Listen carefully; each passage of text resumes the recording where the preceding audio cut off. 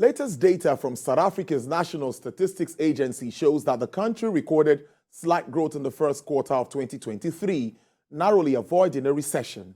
Now, the Africa's most industrialized country saw its GDP surge by 0.4% in the first 3 months of the year, following a decline of 1.1% in the last quarter of 2022.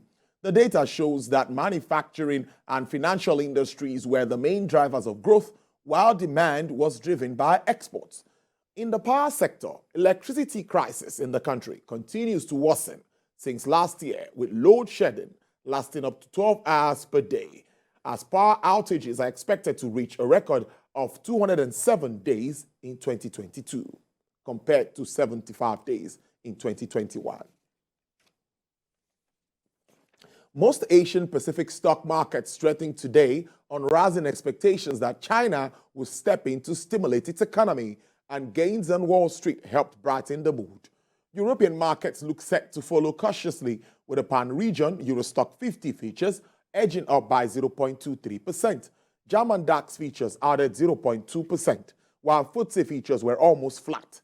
U.S. stock futures, the S&P 500E- were up by 0.1%. MSCI's broadest index of Asian Pacific shares outside of Japan gained 0.6%. China's equities indexes gave up some gains after poor trade data in May. The benchmark equities index was almost flat, while Hong Kong Hang Seng added 0.9%.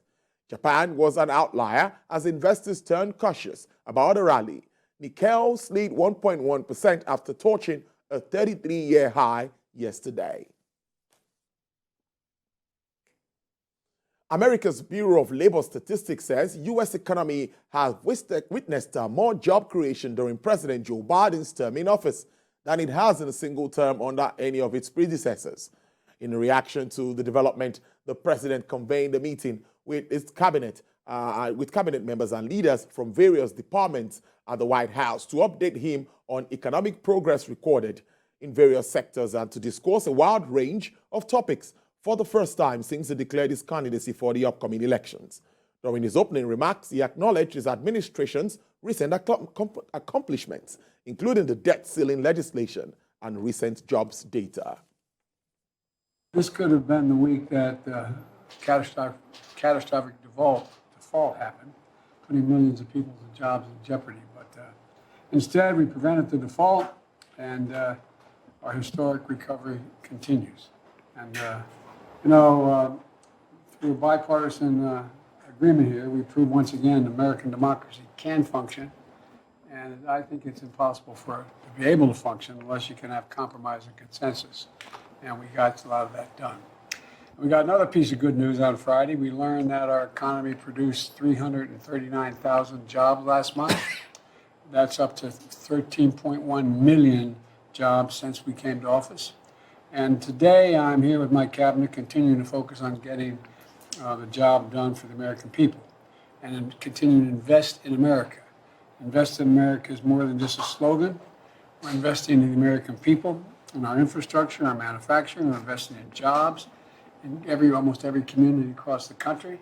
And for the first time in a long time, America is actually investing in itself. Well, these are not good times for staff at Reddit, as the company says it is laying off about 5% of its workforce, or 90% employees, joining the list of technology companies that have been cutting jobs across corporate America. Tech companies like Meta have been slashing jobs after aggressively hiring during the pandemic as industry braces for an economic downturn. Recall that last month, Meta slashed jobs across its businesses and operations until it carried out its last batch of 3-part round of layoffs, part of the planned announcement to eliminate 10,000 roles.